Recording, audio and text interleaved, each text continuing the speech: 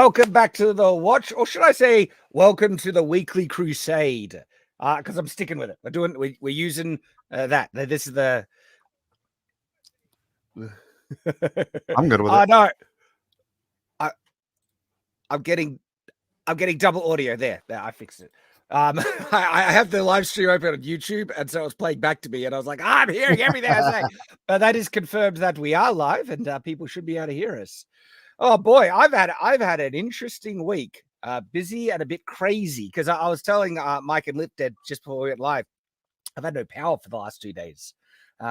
So in my area of Australia, in Victoria, we've had like this massive windstorm that basically hit the entire state, and it knocked out power for over 100,000 homes, and they were just scrambling to try and fix it all. Now, it's nothing like a tornado or anything like that, but it certainly hit the infrastructure quite a bit. And that's after going through one of my, I'll remember this as an ordeal in my life that I had to endure throughout my entire life.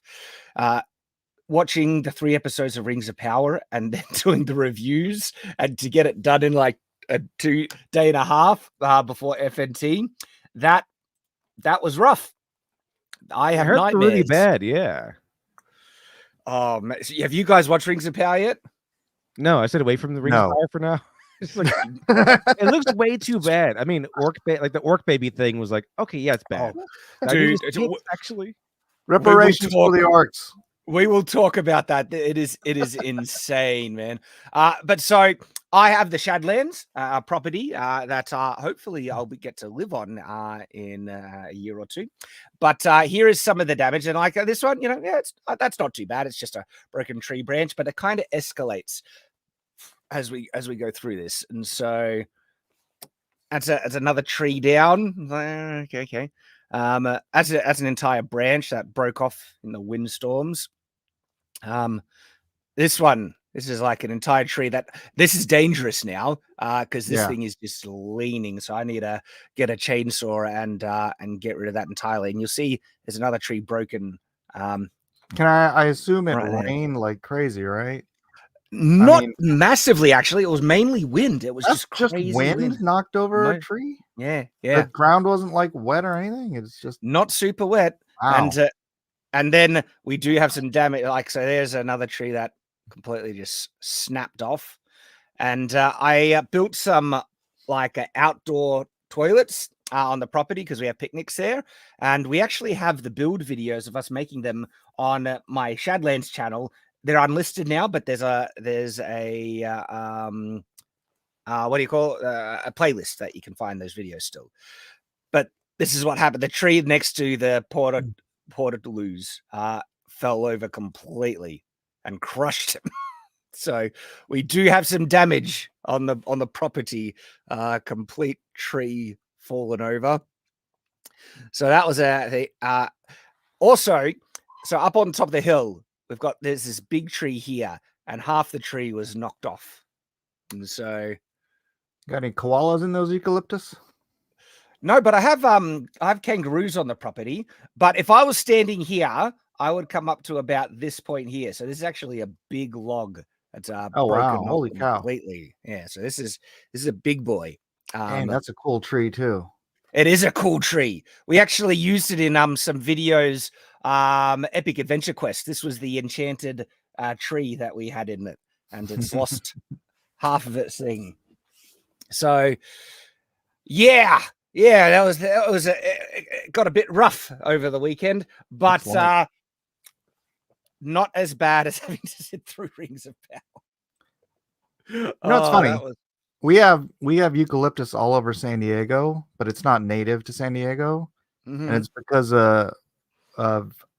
there was a gal who came. I think it might have even had something to do with the zoo and the koalas, but she basically started just planting all of these different trees around San Diego, and now it's like eucalyptus are like weeds here. They're like everywhere. Oh, they like the warm weather. When I went to LA and just traveling down the highway, I was surprised to see gum trees on the side of the highway, and it's like they like the warm weather there. But gentlemen, what have you been up to through this week? Anything that stands out? Mike, you've been having fun making cool videos. I've been having fun making cool videos. I've been doing some character redesigns for Concord. We can talk about Concord later, but oh yeah. Yeah, it was funny. I did the first one because those characters just suck so bad. I'm like, so I did the first one. It was like my best performing video that I've done since I started doing videos again. And so it's funny. Yesterday I went ahead and drew 2 more. Yeah, I went ahead and drew 2 more, but then like today I find out, oh, it's canceled. It's done. It's gone. It's finished. But those character designs are perfect. They're perfect for Tumblrinas, Tumblrites. They're all soft and round, non-threatening. Nice. Should we go? The way the woke just likes it. Should we go and have a look at the design, or is that too much of a spoiler? They should go check out go ahead. You can feel free. Yeah, if people want to see how I do it and commentary or whatever, that's fine too. But I'm interested to see what I saw that you had done the videos, but I've had no power for 2 days, and so I'm a bit behind. Although it was good to take that kind of break because I worked on some other important, stuff behind the scenes, and so let's see Mike's redesign. Okay, so did you just like, all right, she looks enough like a man as is, we'll just make her a man? No, look, I cinched in the waist. I flared up the skirt. I gave it a figure 8, a little femininity to the tank. Well, she does look more feminine.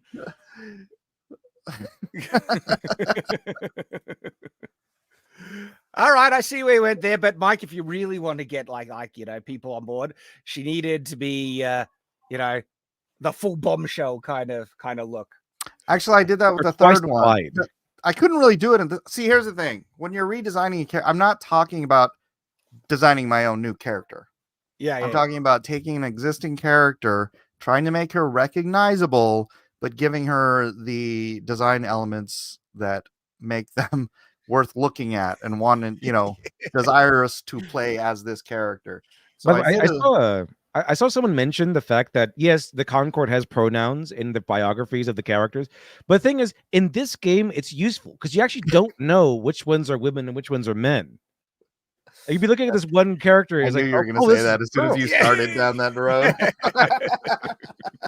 You actually have no idea. So, hey, we got a super chat from Buddy Rat, $5. You don't need to fib. You can admit the Shadlings were watching the tree chopping videos and playing too much Minecraft. We've all been there, Shad. Well, we have chopped down trees on the Shadlands with swords, and so that might have given an idea. Now he skips and jumps. He goes to the lava tree. I do not know that reference at all. Really? It's Monty Python. No, I have no strings to hold me down. No, it's from Monty Python. I know that one. I have no pronouns to hold me down. All right, Mike. Let's see what your other design is here. Just the original Concord design. What a piece of this is the marshmallow shop vac. Gosh, I can see. Look what. See, that's way better. But it's still the same character. Yeah. You've maintained the kind of core concept, and that is way better. Yeah, my favorite version's at not the very end, but the yellow and black. Yellow and black, that one. Yes. There's points on this one. Like there's edges and points. It looks way too threatening. I'm sorry. I know the modern audience. They need something non-threatening, and when they say non-threatening, they mean unbelievably lame and boring. They need stuff that comes from their safe space, so like Play-Doh, like a little squeaky toy. That's what everything needs to look like. Well, because in case people missed the memo, Concord is dead, like dead. She's DED dead. Yep. This is amazing. This is actually DEI dead. Quite the significant now thing. Pause. You do have a super chat. Oh, thank you very much. Where? Buddy Rabbit. I've already read it. Oh, you did? Was I not here? Oh, I'm sorry. I just woke up from a nap, so you're gonna Yeah, have good to. morning. Good morning, Mike. Yeah. How are you? Sorry. Yeah, this is go work, go broke for real. Like it's not a universal, the whole get work, go broke, but it certainly applies enough to be a general trend, a common rule, and it's coming true more now recently than ever before, really. Mike, how would you pronounce? Because Juan Jose Mendeville. really, I would not have even gotten close to that. But thank you for the $5 in chat. IGN rate Concord a 7. They rate Star Wars Outlaws a 7. Is Star Wars next, or will they give it an 8 like Wukong? At that point, I feel like it's like the generic rating. Like, I don't care. It's a 7. Whatever. Give us our money. Buddy Rabbit to the rescue, by the way. Yep, there you go. That one's yours, Mike. Buddy Rabbit says, for $2, doing my part to help not make Mike a liar. Thank you, Buddy Rabbit. Very appreciated. Come in with the save. So I actually did a video on Concord about, dude, how did Sony get suckered into spending $150 million in 8 years on this? And I go through a litany of possible let's call them conspiracies as to where they could have siphoned that money and done stuff, because that doesn't make any sense. Anybody with 2 brain cells or a teenage kid looking at this could have said, that's going to bomb. You should not launch that. I know. You should not spend $150 million on it. Especially when you have like characters like knockoff Hellboy and the guy from Guardians of the Galaxy, but green.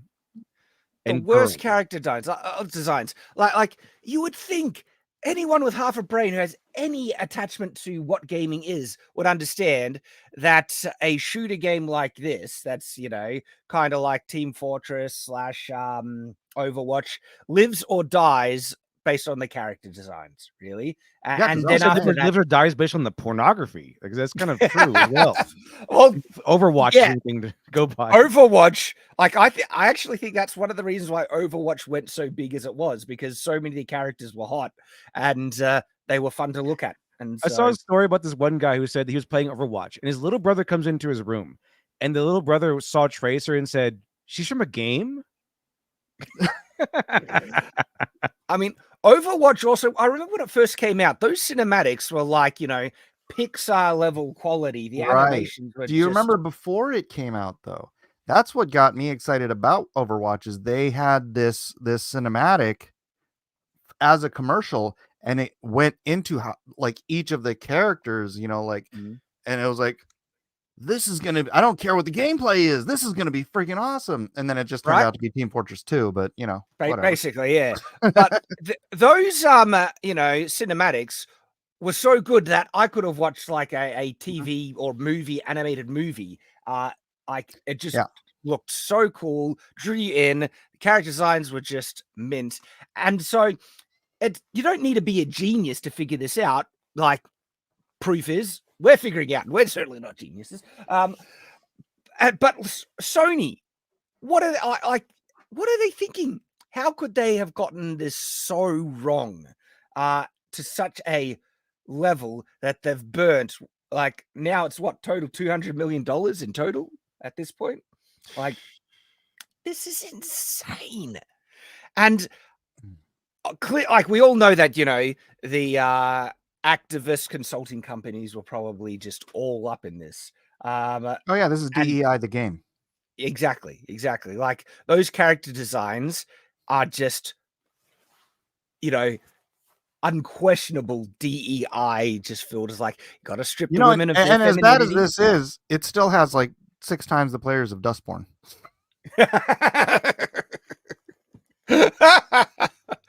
Dustborne is its own topic, man. That holy crap, that game. Did you see that there's a game on Steam called Sex with Hitler, and it has more players than Dustborne? I did see that. Holy crap. There's a game called Squirrel with a Gun, and it has more active players than that sounds more fun than Dustborne. So This is amazing. This one, have you guys seen this? Like Yeah. a message from Dustborne. Like, holy crap, the hypocrisy and the things that we've been doing with this, right? So, to our community, since we first announced Dustborne, we've read your comments and listened to your feedback, hopes and wishes for the game. Over the past 4 years, our team has poured their hearts into telling a story that's deeply meaningful to us.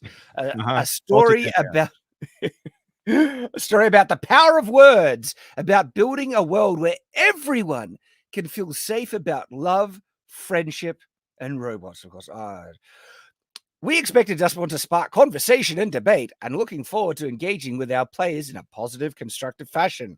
Unfortunately, that conversation has been drowned out by a tidal wave of hate and abuse. Yeah, that's us.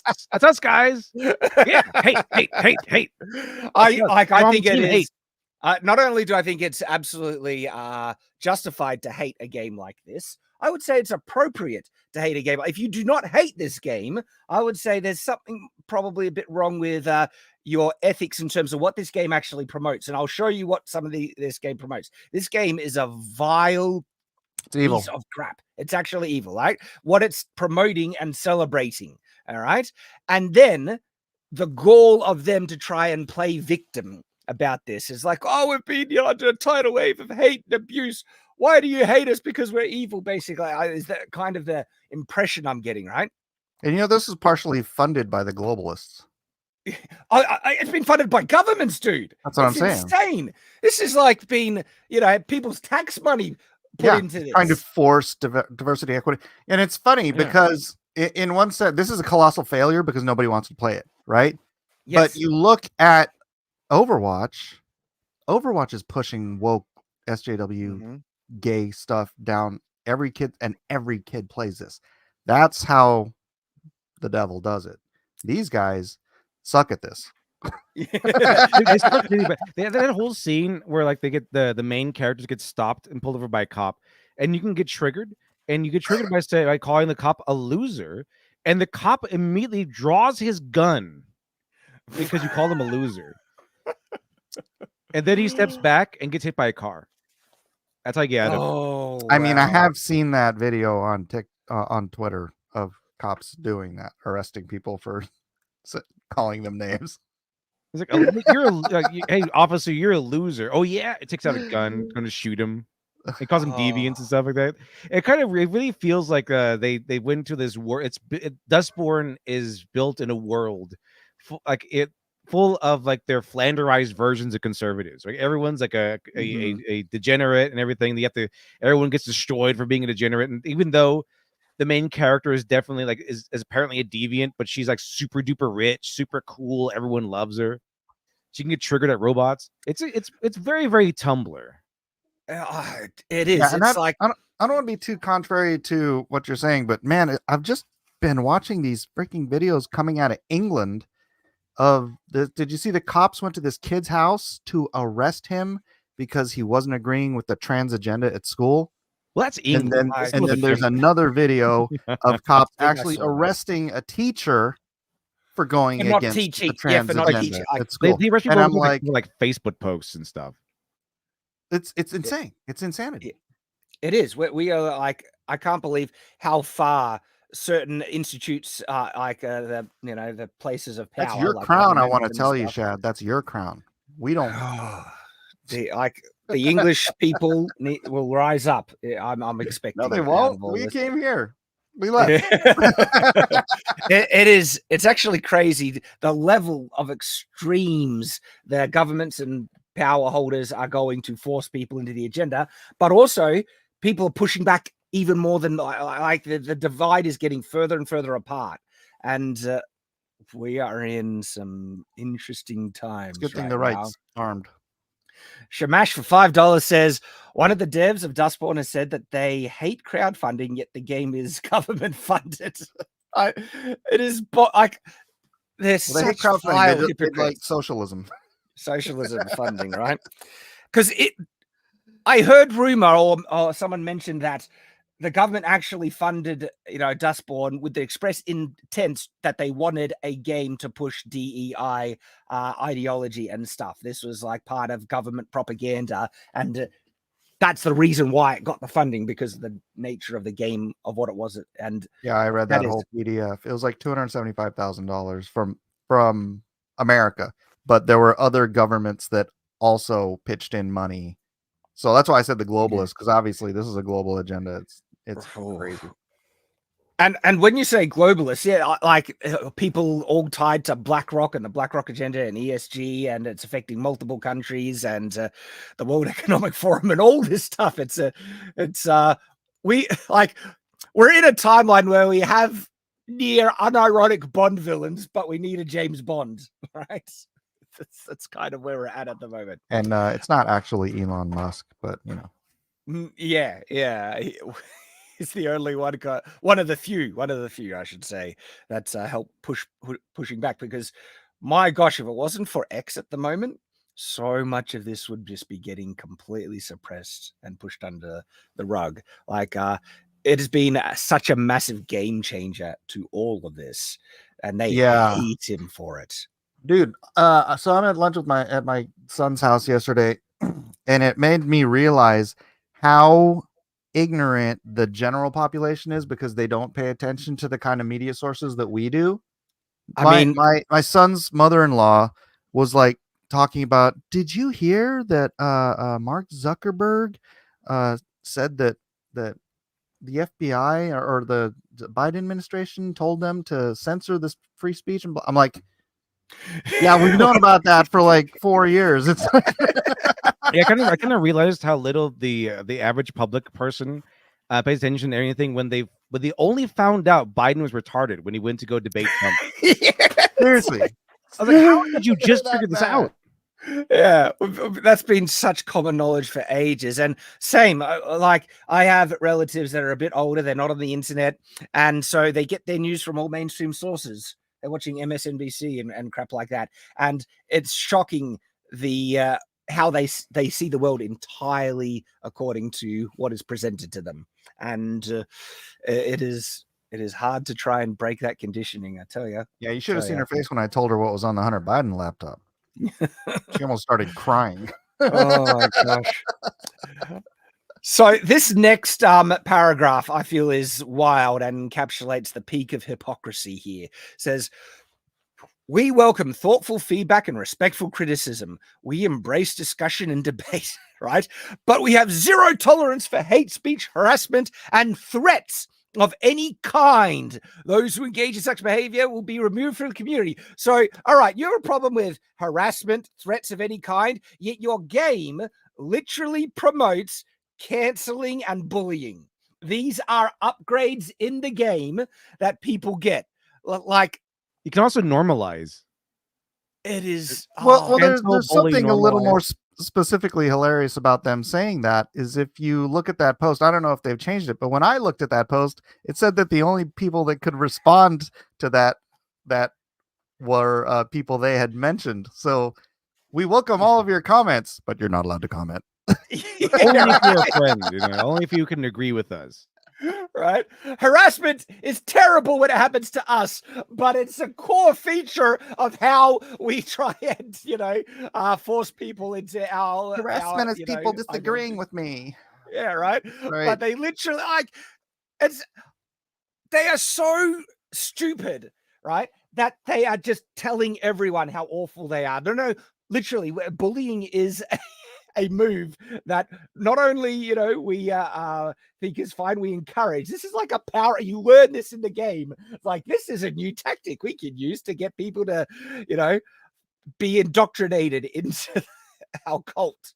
It's insane, and it's so funny that they're just open about it. Like, no, yeah. We can't win with reason and argumentation. We will bully. We will cancel, and it'll be presented as a positive, useful tool. Unbelievable. And he had to quote tweet it because he couldn't respond.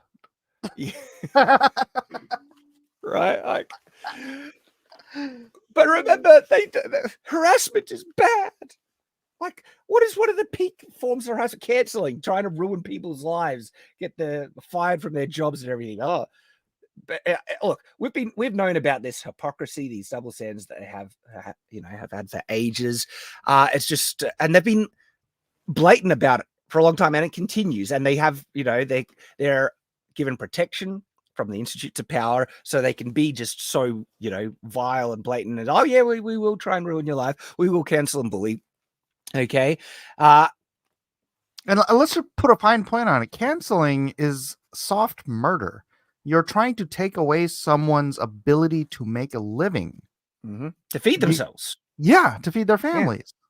Yeah. Right? And, to house and shelter themselves. And you're doing that on purpose. It's evil. It is absolutely evil. It is like canceling is not boycotting, let me just say, right? Like a boycott is people of their own choice saying, I don't want to support you for any number of reasons. Okay. Canceling is seeking out the ruination of someone's life and encouraging bad things. Canceling is kind of like weaponized Karenism. It's like, it's not enough where I'm going to get you fired from your job. I'm going to follow you around and make sure you are unhireable for anyone else that you may get a job from. If you make a deal with someone, I'm going to make sure that they get harassed until they drop the deal with you. If you get hired by someone, if you get another apartment somewhere, I'm going to make sure the landlord knows that he's renting to a Nazi. And I'll have my Twitter folks harass that landlord until he kicks you from his apartment building. That's cancelization. Yeah, literal pedophiles on the sexual assault website have it easier than a lot of these guys with cancel mobs out after them, trying to track their Twitter or their social media, find out where they work, find out where whatever, and just try to keep them from making a living. And when you call it soft murder, right, it literally has led to people's deaths. Like many people committed suicide after cancellation. I think that they should know that is essentially the old, like one of the primary possible outcomes of this type of stuff.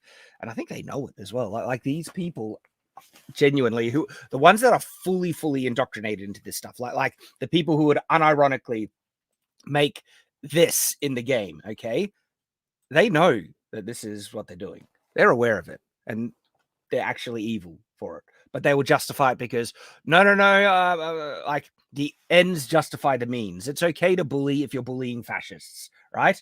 And they demand like I'm only intolerant of intolerance kind of thing. And so all those statements are just statements to justify evil actions to achieve an end.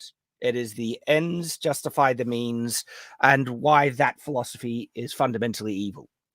But that's what they do. That's what they do. And so it's okay to bully as long as it's not them, basically. Pieces of crap. Okay. What's interesting, though, right?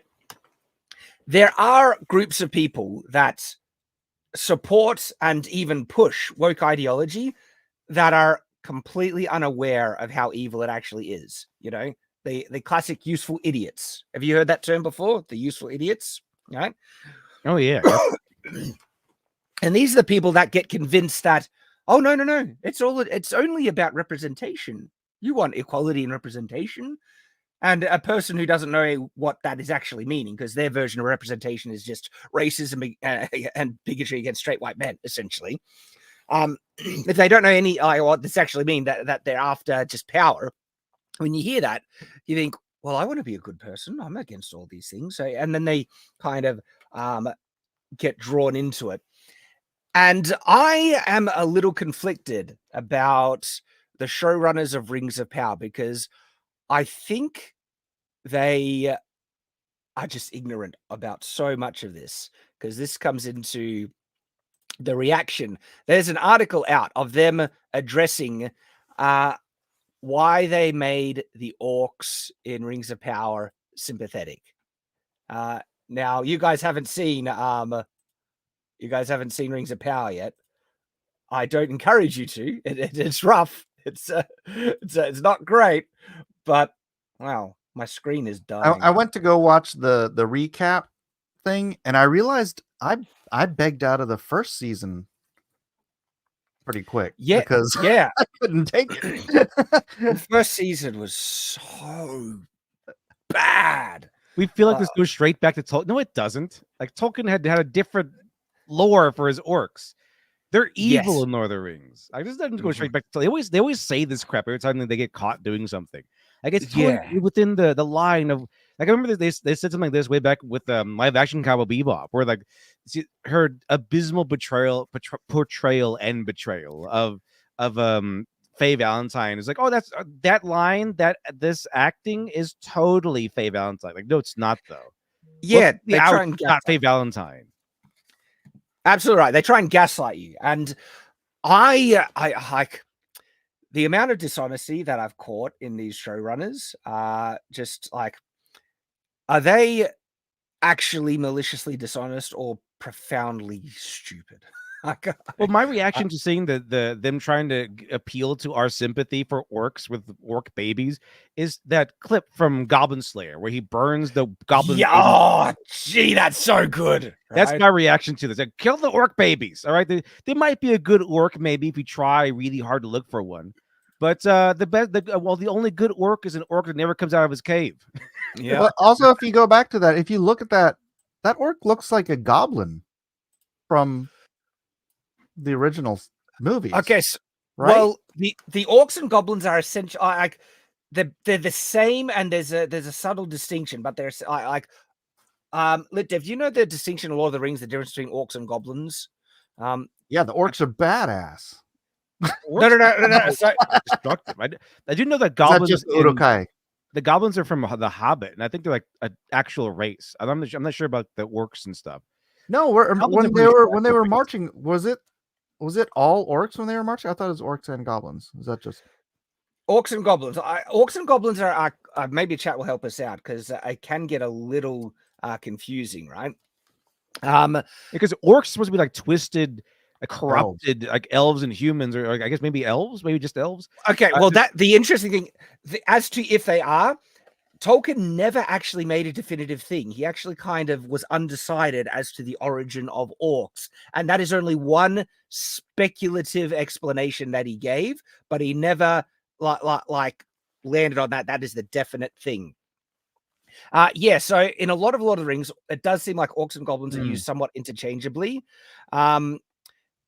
Here, goblin or orc is just the elvish name for the same creature. That's kind of what my takeaway and understanding is for them in Lord of the Rings. I thought the weak little weird looking ones that look like this were goblins, and then the big badass ones were orcs. Because no, those are Urukai. Like in classic fantasy, Urukai kind of occupy the concept of what classic fantasy orcs are, and the orcs and goblins are kind of goblins in the classic sense. I know the Urukai, like a combination of orcs or goblins and humans. This is interesting. All orcs are goblins, but not all goblins are orcs. So it could be a type of distinction like that. Like it could be goblins are the ones that are, live in the mountains. These are the ones where, Bilbo ran across. And orcs could be the marauding ones. If that's the case, that orcs are just bigger than these guys are goblins. Depends on their size. Maybe goblins are the females and orcs are the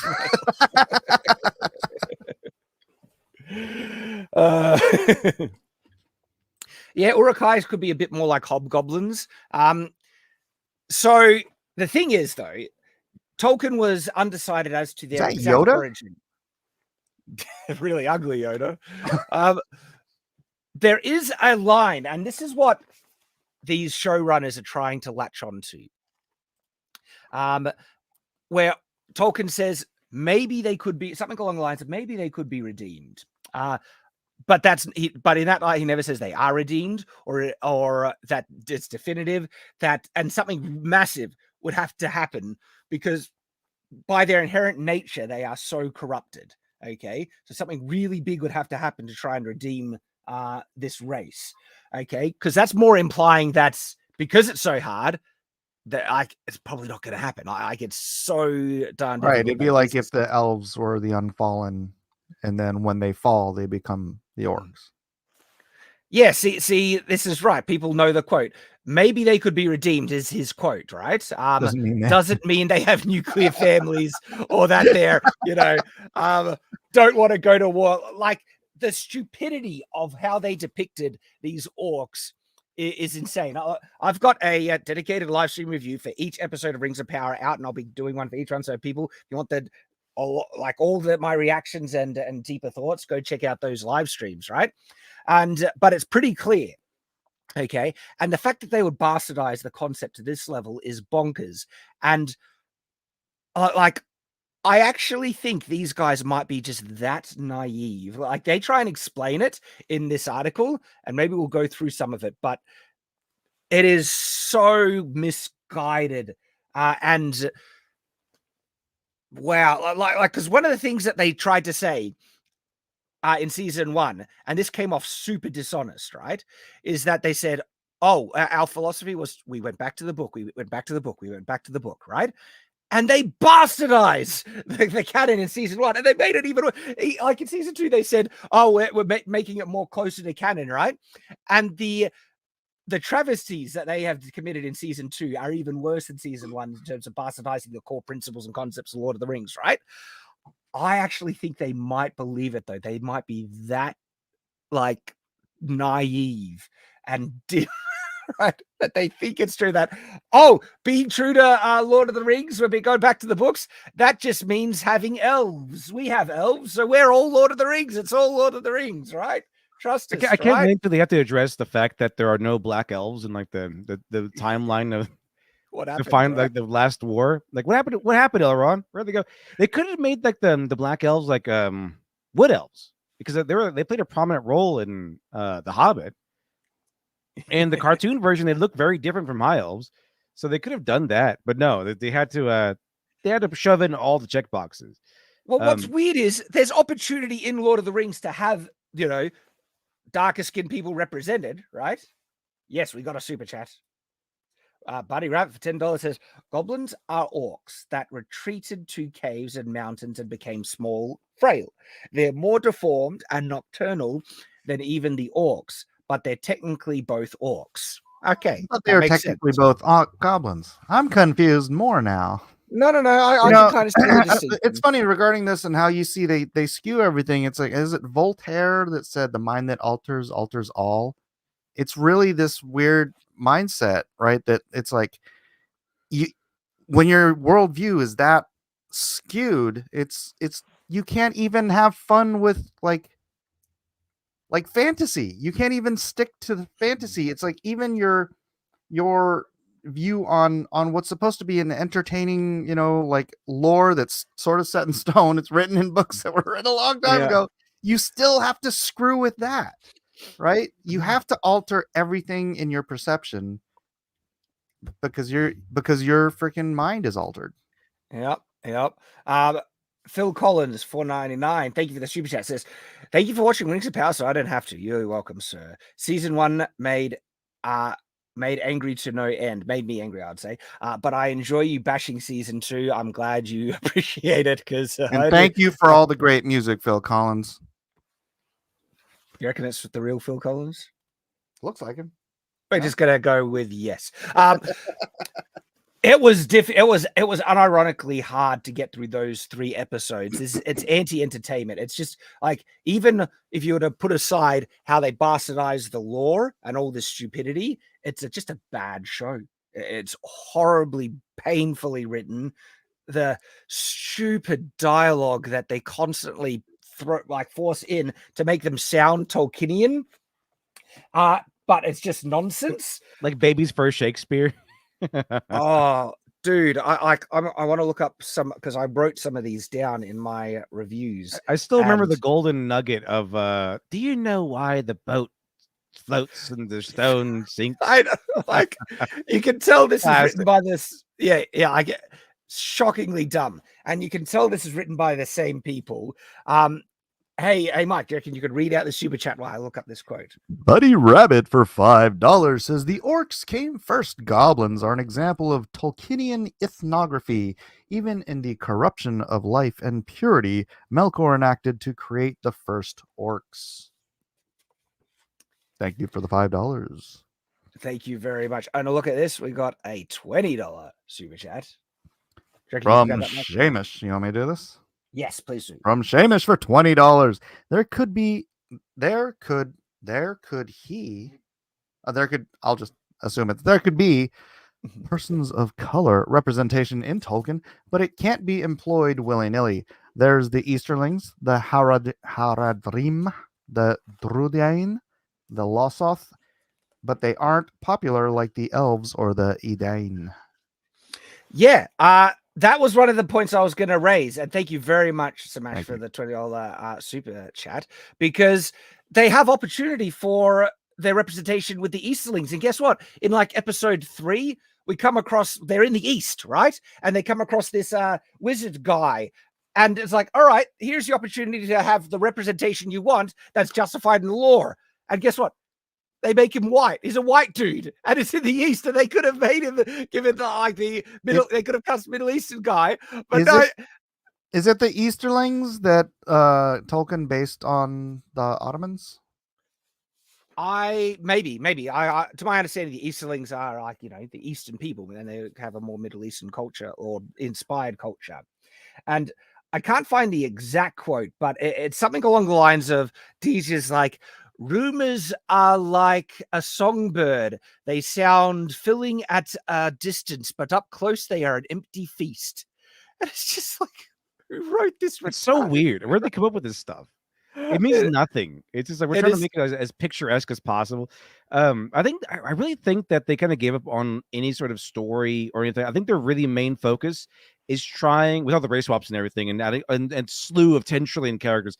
I think they're trying to make this a shipping fodder show, like a My Hero Academia or something like that. That's what I think they're trying to do, because they have like 10 billion characters, and they have like a whole bunch of like combinations of shipping they can do.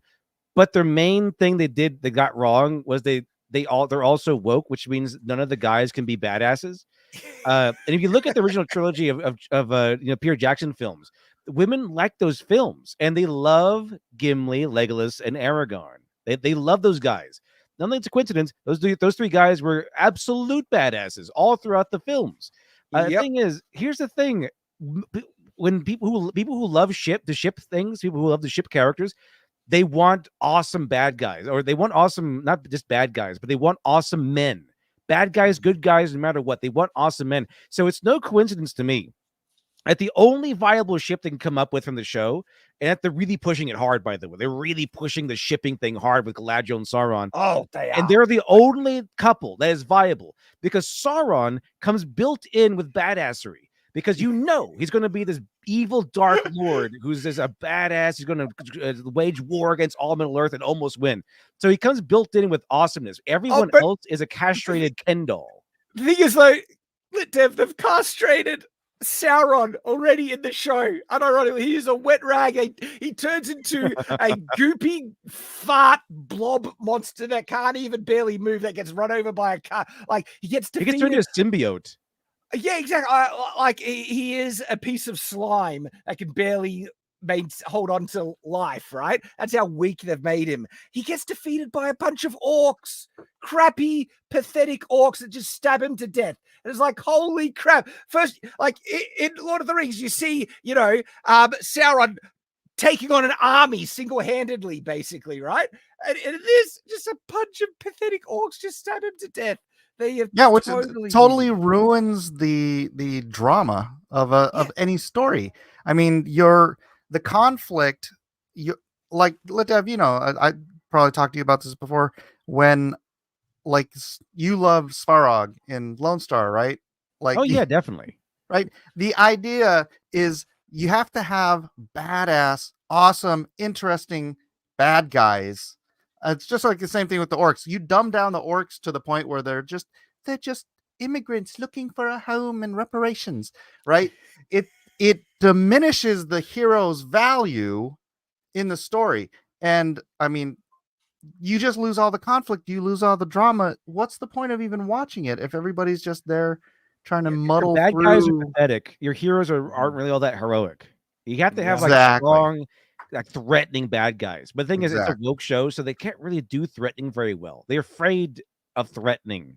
Like anything. Well, I mean, they're worried if they make the orcs look too evil, that might reflect poorly on people in the, because they are so racist. Like, this is the people have been saying this. I've never even ever made that connection.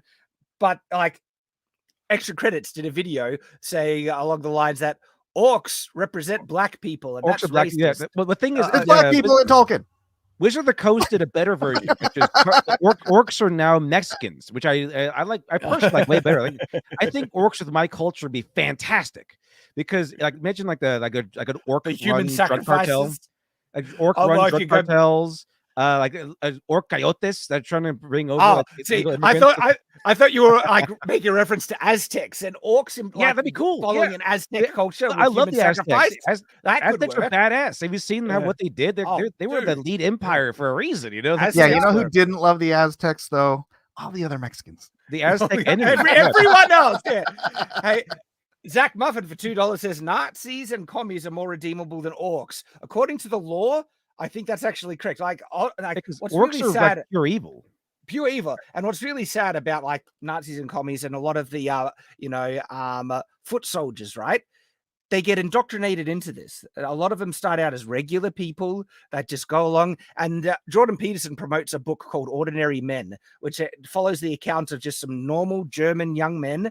And they're just average guys, and it follows their descent into the Nazi regime and ideology, where it ends off with them dragging out naked pregnant women in the snow and shooting them in the back of the head. And it's this descent of just an ordinary person going to the most horrible of evil. Well, Yeah, that was Gulag like Archipelago.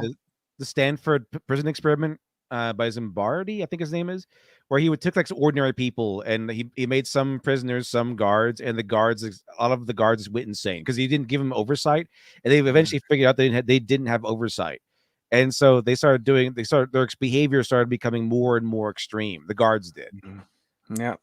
You And can see so- it in Gulag Archipelago too, which is another thing Jordan Peterson's always promoting. Same thing. And then you could see, I read Gulag Archipelago, and then during the freaking COVID, you started seeing all of this behavior. And I'm like, wow, I could totally see how the average German or the average Russian just flipped the script when the government told them what to do and just fell in line like a bunch of blind sheep. It's Well, crazy. this is the thing, right? We can understand that on a human level, but when you're writing a story, sometimes you don't have that time, but also it is a convenient type of literary shorthand or a shortcut to have monsters. Monsters, like the concept behind them is that they don't need an explanation because they are inherently corrupted. And that's what the orcs are. And it's really effective. Okay. And so especially with how vile they are. And it's bonkers that these showrunners want to try and explain why they're evil. They're just forced that way because bad people tell them to do bad things. We'll just quickly grab this super chat by Brody Rat for $20. To break it down simply, orcs are the root race of Melkor's corruption of elves. Orcs delineate into goblins and uruks. Orc can be used to cover all of them the way men is to cover like all the, I guess, different races of people. Goblins are diminutive northern orcs. Okay, that makes sense. Orc is like the umbrella kind of term for the race. And then there are different cultures and sub-races. Works and for me. Goblin is I think orcs are supposed to, like, at least Lord of the Rings orcs, the way they were conceptualized. yes. They weren't supposed to be a race like the Easterlings. They might have been like the Ottomans, who knows. But I think the orcs are supposed to just be the fearful idea of the other, the outside, the relentless evil. Everything you fear about anyone outside of your country or outside, on the other side of the wall or whatever, that's what the orcs represent. The fear, the unknown, all the things you are cautious about. That's what orcs are supposed to be. The evil, not a race, the danger, that anything outside of the unknown, the danger of the unknown. There's going to be bad guys outside of your area, your village, your city, your country, who want you dead. And that is and want to take the things that you have. That fear is what the orcs are supposed to represent. The fear of the other, the fear of the danger that lurks beyond your walls. That's what the orcs are in Lord of the Rings. That's what the orcs represent, and you know that because there's that story where Tolkien's like, what do the orcs look like? And he tells them he gives them like propaganda posters. And what do propaganda posters represent? The fear, the other. They don't accurately represent the race. They represent what we fear about the people outside of our country, outside of the walls, and that's kind of what orcs represent. That's why I think it's a good comparison when he said, here's a propaganda poster because they're not supposed to be a race of any kind. They're supposed to be the personification of fear and danger outside of the known. Well, I would think that would be more along the lines of the demonic in the, or let's call it the fallen, in the sense that the elves are the unfallen race on Earth, right? And then when they are fallen, they become, or when they're corrupted, they become, so that you go from the perfect and the good to the fallen and the evil, and that's sort of the balance, not the balance, but two sides of that coin. Yeah, I have another thing to share as well, but we'll grab this super chat from Senior John Justica for $4.99. New ends Return of the King. After the Great Eye is destroyed, they zoom out on the ruins before Slimeron flops out and groans, "Not again." Thank you for the super chat, Senior John Justica. So back on, I also think orcs represent the worst parts of human nature, where they're selfish and cowardly and bitter and resentful and hateful. And it's almost like, you could see the worst parts of humanity in the orcs right there as a type of representation of the evil that could be in us. And when you see them, in one package being so repulsive and vile, the ideal would be that it's like, we would never want something so vile and awful in us. And so there's a lot of great kind of literary and thematic weight to orcs being so vile and just evil and corrupted that you are subverting it by trying to say, oh no, they just misunderstood. They're just like, oh, come off, and what are you? Like, enough with the misunderstood stuff. We can have bad guys be bad guys. Yes. That unironically, right? Buddy Rabbit for $10. A cigar. One of my responses to Goblin Slayers, I made 2 videos on it, and is like, Goblin Slayer is making monsters monstrous again. Like, monsters have you seen Free Run? They do something with demons. I'd want to. It's on so my list. Good. Like, it's way better, actually. I think the Goblin Slayer, how the goblins are, they're just empty monsters, where the demons, they prey on your sympathies. So they're like, oh, the demon would be like, you killed my father. I think so. My people killed your father. Well, your people killed my father. And then later we figure out they don't even know what a father is. They just know that father is a word that humans give respect to. Oh wow, look at that. See, I want to watch Free Run. It's on my radar now. Buddy Rabbit for $10 says Uruk is just the black speech word for orc. Interesting, actually. But to create distinction that is easy to understand for the readers, the types of orc are labeled differently. High Uruk, sorry, the high in Urukai simply means folk. So Urukai means orc folk. That is actually really cool. Buddy Rabbit is going to be our lore master for our stream, coming in again for $5. Lit's on the money. There you go. If we split hairs, we can create categories, but the ultimate representative notion of the orcs is corruption on a meta level. Thank you, Buddy Rabbit. And the Buddy Rabbit again for $10 says, we can get lost in the minutiae of goblins, orcs, and uruks, but that's to overstate their narrative purpose. They are perversions of good nature and intent of Iru's uprightness for the elves. Well, that's what I was saying. Yeah. Random commenter for $2. So we still think orcs aren't black. Of course they're not black people, but the people like who. I think he was going back to the comment where he said that it was Uruk was black speech, and then he said hi simply means folk. So Urukai means black folk. Oh. But Uruk means it's the black speech for orc, though, so it means orc folk. Sweet Pea for $10 says super sticker. Oh, is that? Yeah, thank you, super sticker. Awesome. So I get so annoyed when writers get, they basically puss out on the concept of a monster being monstrous.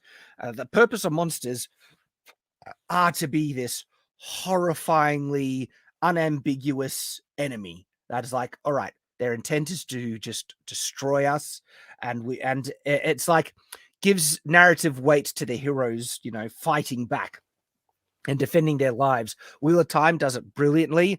You have the Trollocs, which are just like, they're like the orcs. They're full-blown vile corruptions of life, right?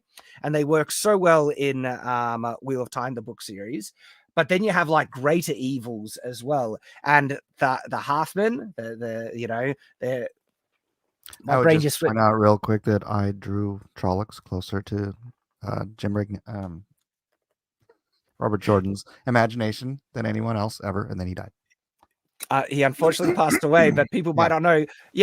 Mike did some of the half of the graphic novel. For New Spring, and in doing so, his real name was Jim Rigney. For people who don't know, Robert Jordan's just a pen name, and he said that the way I drew them was closer to what he had imagined than anybody else ever, like in those long decades of the Wheel of Time. And he shortly after that passed away. So that stuff you see on the show, not as close as what I did. The show is awful. But so in Wheel of Time, there are things called fades, right? And they're like half, men, half life. They basically they're really vile, and they will do really nasty things to women when they capture them as well and stuff like that, because they're crazy evil monsters, okay? And they serve an important narrative purpose, which can be really useful, especially with these underlining themes. But these showrunners, right? They think that no, an enemy in any narrative sense is always better in their mind if you explain it. If you if you just explain why they're evil, it always makes it better. And it's like, no, that's not how this works. But this is what they're saying. And so Bounding into Comics has this article where the showrunners, Rings of Power, they're defending their decision to humanize the orcs. And so flat out, right, you already know that that is their intent, to humanize them. Humanize irredeemable monsters, okay? And they have the goal to say, we feel like this goes straight back to Tolkien. It's like, what? Are you insane? Oh my gosh. We got a super chat from Random Comment of $50. For the sake of monetization, let's go with that. Yeah, all right. Yes, Random I'm pretty sure commenter. Tolkien had like good and evil in his story. Yes. I don't think he really wanted to lean into this whole everything's gray and there's no good and evil, which is this the nonsense they push today, where everything has to be gray. Nothing can be bad. That's Game of Thrones. Thrones. Be good. It's Game of Thrones. It's more Game of Thrones, yeah. And that was deliberate. Well, George R. Martin is a good writer. Like he's really he's a really skilled writer. Despite what anyone said, despite any disagreements you might have with him, I have disagreed with him. But the thing is, he's at the end of the day, he actually is a really good writer. He's good at world building. Yeah.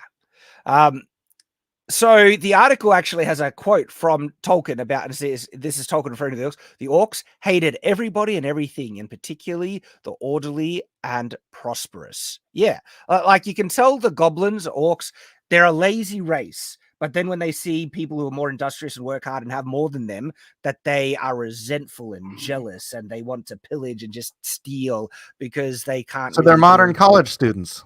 there are certain parallels, like so the orcs, they like this. They're socialists. Really, that's like, it. They're socialists.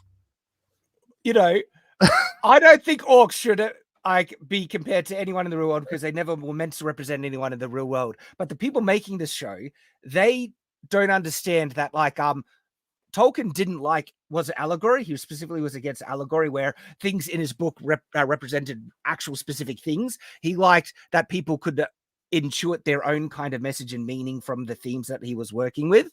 And so it isn't like, Sauron represents Hitler specifically, or any real world events.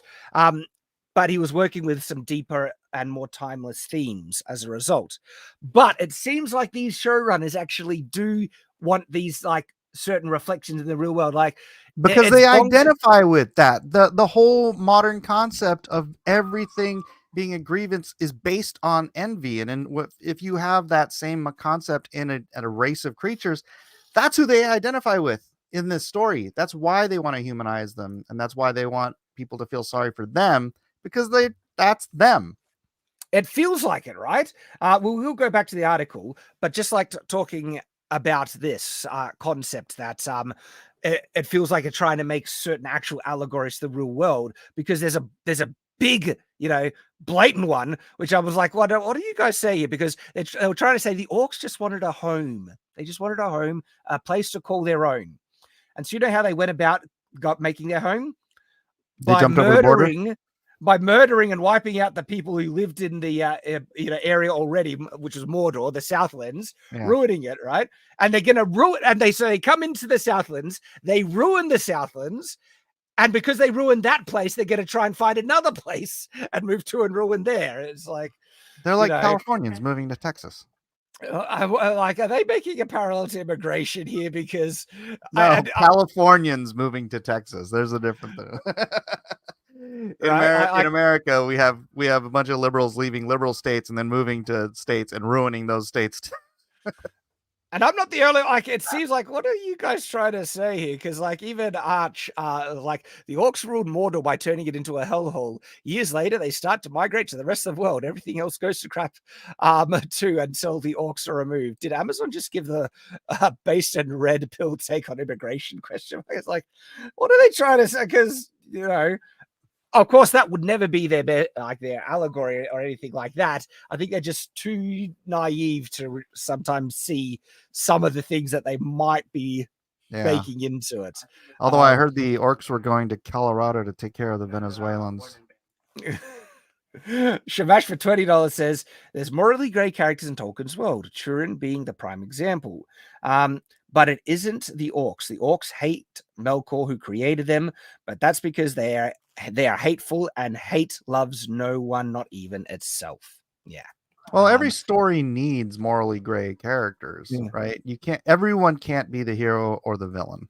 And that's just the real world. Most people won't, like I said, talking about the vaccine. Most people just fall in line and do what they're told. That's right or wrong. Same thing with those cops that are arresting people for doing their job. Just following the orders. They were just following the orders, right? Yeah. Random commenter for $2 says, as a German, I'll take Sauron over Galadriel. Galadriel is insufferable, right? And at the moment, she's the reason why Sauron is evil. So I would understand why people would pick that. It's, gosh.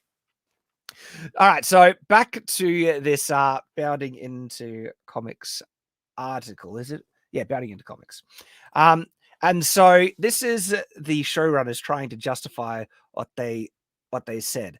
The orcs in the Rings of Power are instead shown as brutal but oppressed foot soldiers. Their lives concerned not just with war and pillaging, but also achieving a future where their families can exist. Oh my gosh.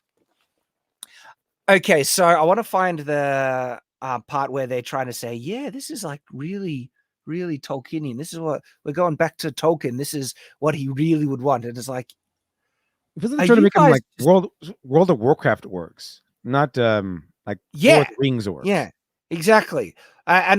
Or from someone mentioned previous stream, was maybe on one of my streams, orcs from the Elder Scrolls. Where orcs from the Elder Scrolls, they're just another race of people. They're not particularly, corrupted or savage. Is that dude on the screen supposed to be an orc? No, that's I'll explain him. Verpo Vernmateren. There we go for $2. Hail the Giga Shad. He is immune to propaganda. Don't feel bad, guys, if Shad can't pronounce your name. He can't even pronounce the word no. No. See? I'm Australian. We're masters at butchering languages. And so you just have to live with it. So that is Adar. This guy here, and he is the father of the orcs, and they don't exactly explain how, but this is weird because he constantly calls them his children, and it's almost like Rings of Power is trying to say that he made the orcs and it wasn't Melkor, or and so they haven't explained it complete, or maybe I just missed it, but yeah, he calls the orcs his children, and is a made-up character, completely invented by Rings of Power. And he is ruining so many of the justifications for Sauron, and he is what a terrible decision to create this character. Do I remember correctly? Isn't that the guy who's like he made Mordor or something like that, and like the Mordor is named after him, or that land that would become Mordor? Was that, I remember that something like that from the season 1. Was it that guy? Or was it somebody else? They have lost the plot in trying to figure out who was doing what. All throughout season 1, it was set up that the plot to corrupt Mordor was Sauron's plot. It's his mark, Sauron's mark, right? Now, Adar seems to is using that mark as his mark, even though, like, they have stuffed up so much, right? Like, in continuity, and they've made season 1 worse, which is a feat, because Sauron supposedly is the one that killed Galadriel's brother and then branded him with the mark, and that's why Galadriel was hunting Sauron. But it turns out Sauron's actually been a puddle of slime for all those years. Right after Morgoth was defeated, Sauron tried to convince the orcs to join him, which is bonkers already, because like the orcs, just by their nature, would gravitate towards the fact that he needs their vote, right? And then they betrayed him and killed him, and so that just like ruined Sauron right there, because he got defeated by a bunch of lousy orcs. They made him so weak, and then he was a puddle for all those 1,000 years. And then when he finally reconstituted himself as Halbrand, that's where he then goes and meets Galadriel by accident, complete fluke, right? And so all the events that supposedly Sauron's supposed to do during this time that season 1 set up, it was impossible for him to do. He was a slime for hundreds of years. They've lost the plot. They've contradicted themselves so many points. They are just profoundly incompetent. And now it seems like they're trying to prop up Adar, that it's all been Adar. Maybe was it him all along? And he's the actual villain. Adar is pathetic. This show is frustrating. Jack Ray for $5 says, how can people who can't discern good and evil write properly about good and evil? Good question. It really feels like can't discern. They don't believe in it.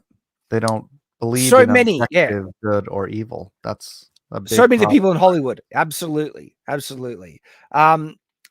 for JD Payne and Patrick McKay, like, I think they actually do believe what they say, which is a bit shocking. But and it doesn't excuse it either. But it's like, you guys should not have control over this property. You are the wrong. You just do not understand Tolkien.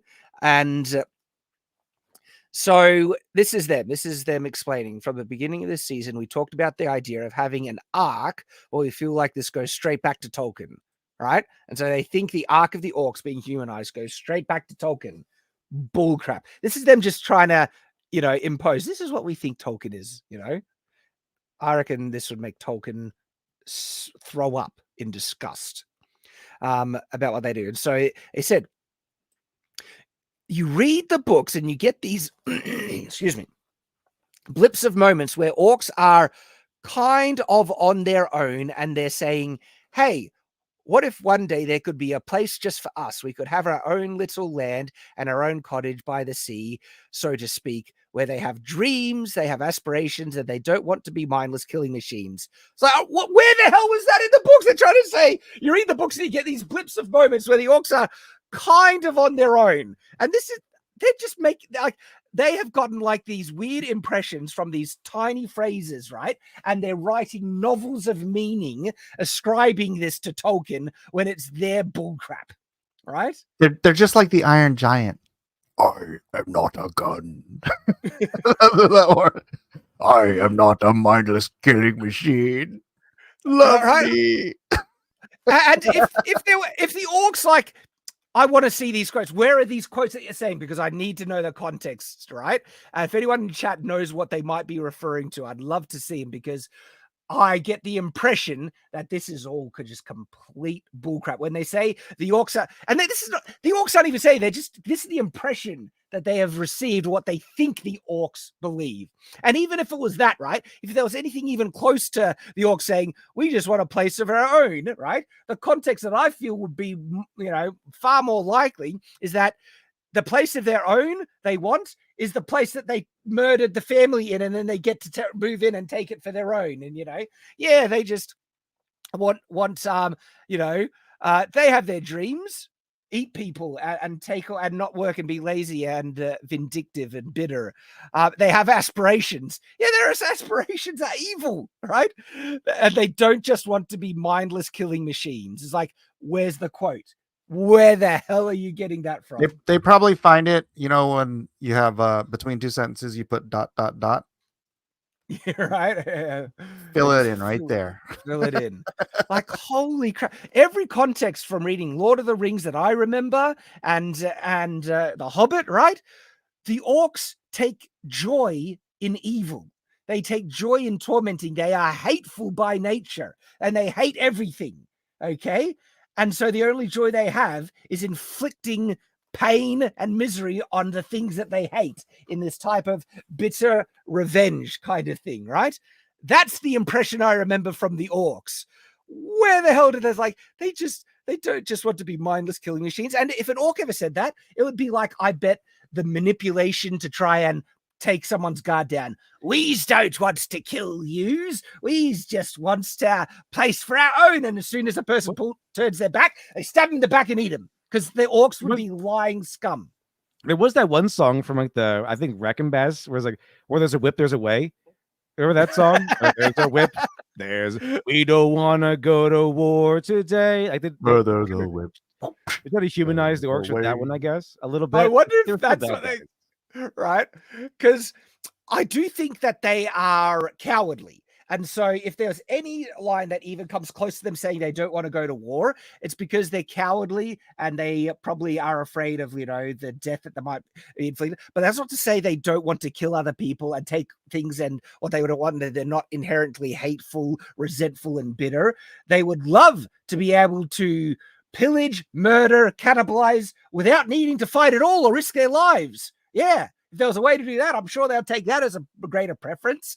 And to me, that's the impression I get as the only type of reluctance they'd have for war. Not because they actually have anything against murdering, pillaging, and butchering or anything like that. They would like to do it in a way that shows less risk to them. Because they can, that's why they try and trap and kidnap and stuff like that. Like, they caught the dwarves in The Hobbit through trickery, right? They didn't want to fight them. They just wanted to steal everything they had from them and get to where they get to eat them without any, battle at all. And so, again, that's the impression I get. If it feels like the showrunners are unironically taking comments like, "We don't want to fight," right, as them being, look, they have a human side. They just don't like war. Piss off. I can't believe it. Phil Collins 499 says the games are a better story than this crap, and it's not law accurate at all.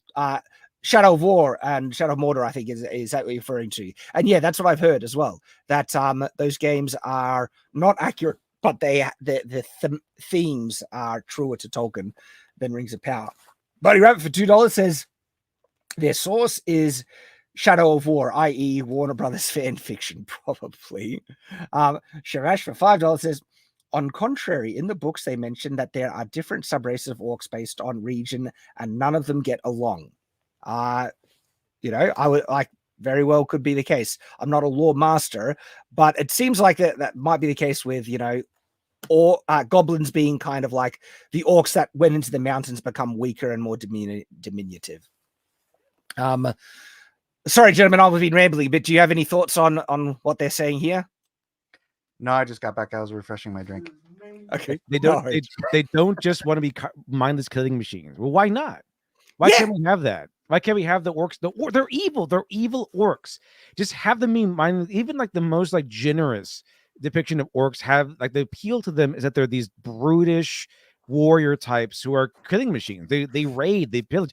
Even the World of Warcraft orcs, or at least if you go back to Warcraft 3, they have a little thing that says pillage. They pillage stuff. One of their things that they can get is when they hit an enemy building, they can siphon gold from it so to pillage it. So they are raiders, pillagers, warriors, fighters.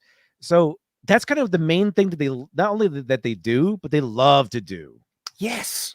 All right. And holy crap, I'm looking at this article, and I'm trying to give these guys the benefit of the doubt, right? And the more I see what they say, the more the impression I get that they're just full of crap. Like, They're look just what they bad at say this. here. We feel like this goes straight back to Tolkien, right? And so this is them saying that this is going straight back to Tolkien. This is Tolkien's lore, right? But then they say this. We tried to take that a step further. So this is them acknowledging that they are going beyond and outside of what Tolkien ever did. They knowingly making up crap. And like in this same interview, they are flat out contradicting themselves. Feel like it goes straight back to Tolkien.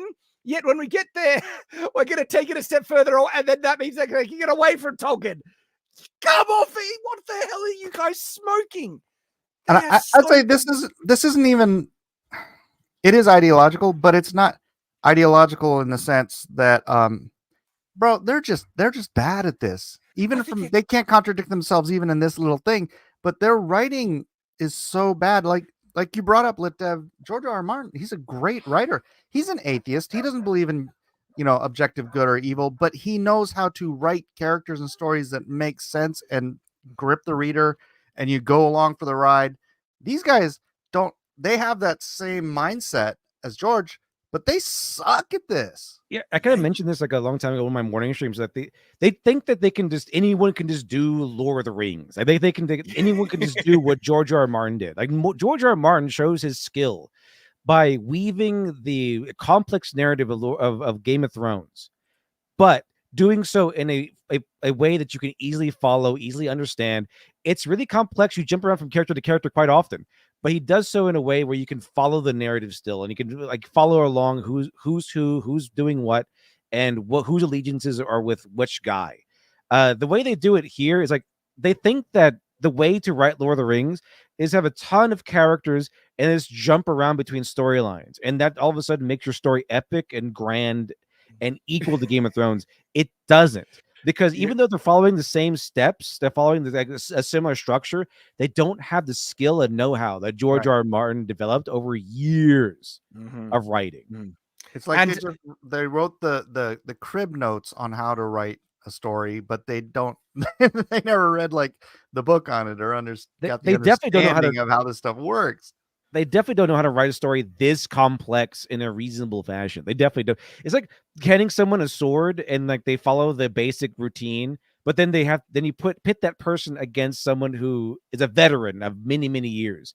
The veteran is probably going to win because the person who just started like learning the sword, following the routines, they probably know the basics, but they don't have the learned expertise that a wizened person has, that who's actually put his skills to the test in real life combat. Probably don't. Right? Oh my gosh. We got a super chat from Vipio Van Materen. Sorry, I'm so bad at pronouncing your name, man. $5. Says, good night, got to go, but loved your book and bought several copies for families and friends. Dude, thank you so much. Hail the Giga Shad. Someone make a meme for me. Maybe the chat will be able to help you out with that. There we have it. Check that out. Shadow of the Conqueror. We do hope we'll get volume 2 underway. Just for that coloring. But check that out. Lit Devil recognize that one. So Dr. Alpha. with what you were saying, Lit Devil, like it is so clear that these guys are really incompetent, but they are so desperate to sound legitimate. And it goes back to that horrible, horrible writing that they constantly have. It's kind of the same mindset like a young writer would have. Usually they start off in high school and they think that a more mature story means having blood, sex, violence, and curse words in it. When in reality, having a gratuitous amount of blood, sex, and curse words in there makes it feel more immature, actually. Mm-hmm. Yep. Also, the writers for this were probably hired based on their sex or gender. Or probably like their pronouns on Twitter. You're in. Yeah, their pronouns and all.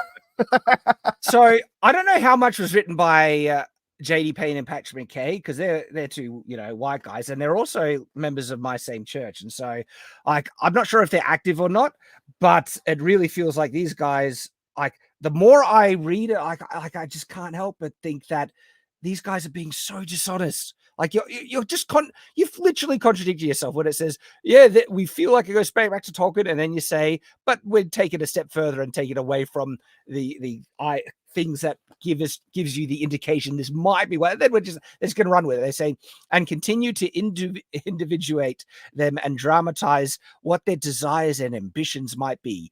That's them literally saying, we're making up what those desires and ambitions are, making up out of thin air, and we're going to do it in a way that we think will enhance the story. And this is where it shows that they are so incompetent, because it is not making it better. It is making it so much worse. You are undermining the very thematic utility of these, corrupted monsters. It makes me want to do a children's book called The Ambitious Orc.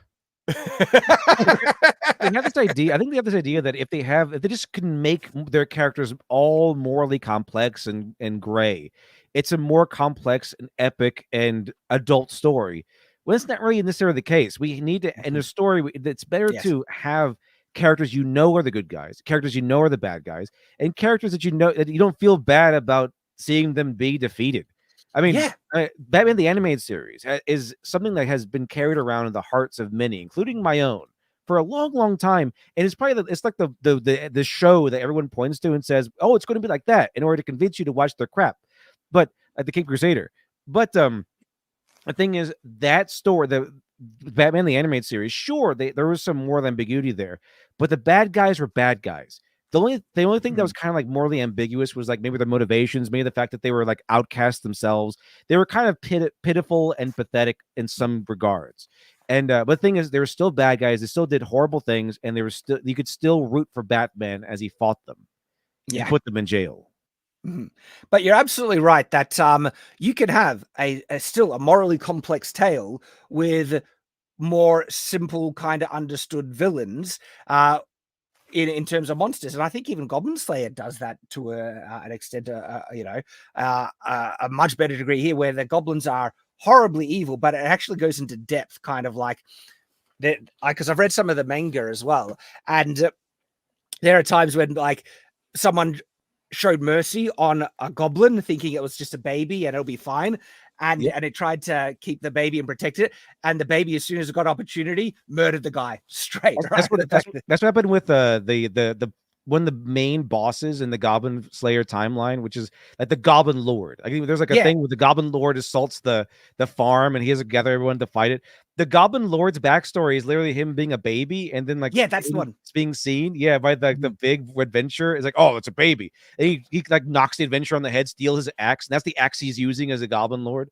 And then he goes on to kill a bunch of women, use them to make a whole horde of his own. That's the horde he's using. If only that warrior did not take pity on him because he was a baby, none of that would have happened. Yep. So that has that kind of moral ambiguity, because there's the moment when Goblin Slayer wipes out the group of goblin babies, and it's got that, and they can do it, they can achieve it, but they think no, let's make a monsters morally ambiguous, misunderstood.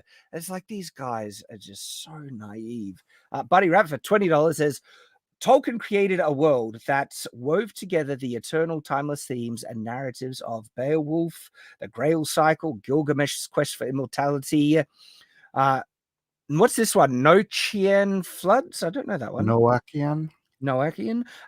Hindu dynasties of sun and moon, Edis, and poetic prose. He took inspiration from a lot of classical themes and stuff, and there's even language that is Old Norse words and stuff that's woven into it, to my understanding. And the Bible. Yep. And a lot of Christian themes, absolutely. Catholic Christian themes, to my understanding. And it is such an it's the reason why it's a timeless classic. It is such a great book series. Zatak from Behind for 5 Canadian says, we misread some parts of Tolkien, so we did whatever we wanted. Sounds like a common Hollywood refrain. Yeah. Unironically, this is them just misreading. not even miss. I think this is intentional, where they're looking for excuses to make up their own crap and then gaslight people and say, this goes straight back to Tolkien. Stop lying to us. And they were so full of it. Like in season 1, where they say, we went back to the book. That was just bullcrap. Man, these guys come off so bloody dishonest. Gets me so annoyed. And then they continue, like they want to talk about desires and ambitions. And we were also always fascinated by the idea of orcs as fallen elves. That is not the old, because again, from my understanding, Tolkien was a bit undecided about the origin exactly, if they are. And so they're just kind of running with that. And so then they just go on trying to justify what they're doing, It's really fascinating to us. And then they go on with they the whole idea behind that anyways, because if the orcs are fallen, you go from the unfallen race to the fallen. You can't unfall. I mean, Tolkien said that, maybe they could be redeemed, but they're definitely not getting redeemed in this time period, right? So why are they doing it? It's because they think that this would make a better story, but they are so profoundly disconnected and misunderstanding what Lord of the Rings is that. But wait, wouldn't the babies be just born as elves then? I wonder, right? Yeah. They're all pure and perfect, and so they eat them. Yeah, and so this is them, they think putting more time and thought into villains makes them better. It's like, no. You need to write something good. It doesn't matter about the time you throw into it. And because they say, we spent an enormous amount of time and put an enormous amount of thought into our villains. And this is the result. Okay, well, who's Batman's most iconic villain? Joker. The Joker.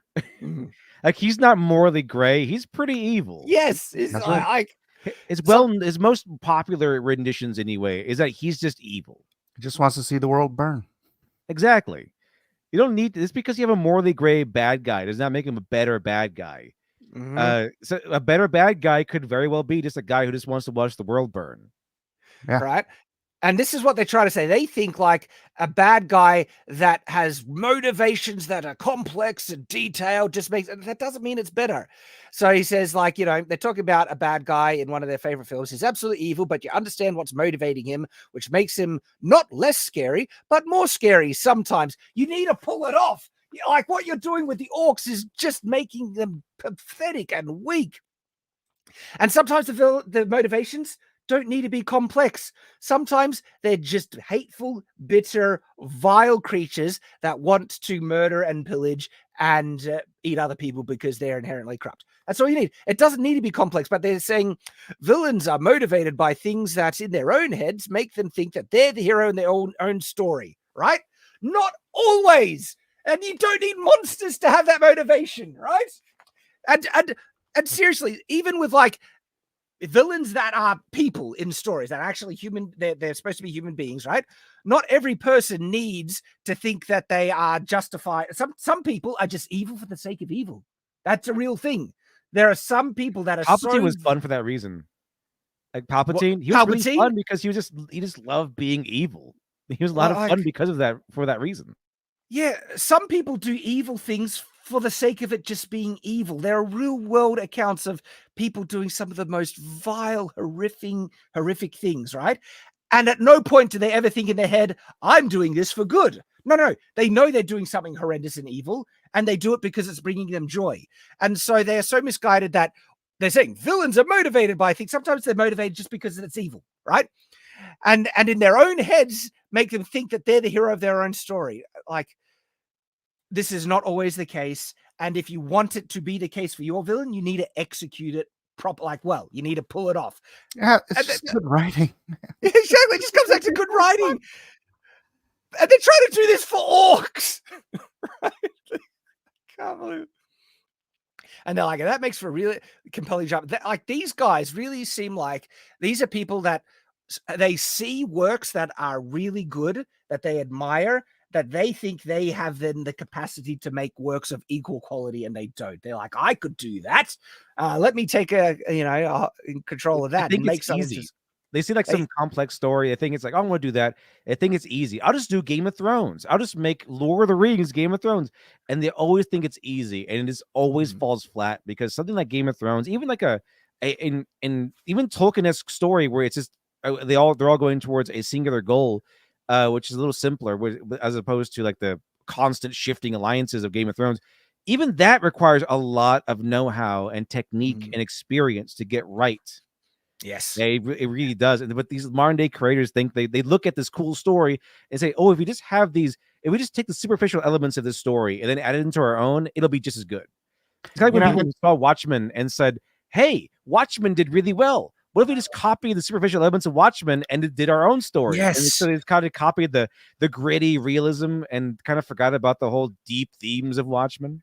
You know what it's like? This happened in comics in the mid-late 80s with Dark Knight and Watchmen and all that stuff, where everything went dark, and they're like, oh, these are the popular things. Then they started turning everything into that.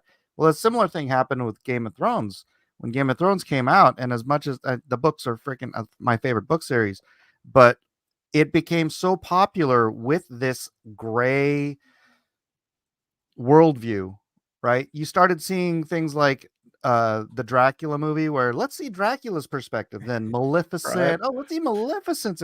Suddenly you wanted to see all the bad guys' sweet, sorry motivations for becoming evil, and and it like permeated. And I think so sick of it. Another symptom of that entire. Yeah. And let Game of Thrones be Game of Thrones. Everything else be everything else. Yes, exactly.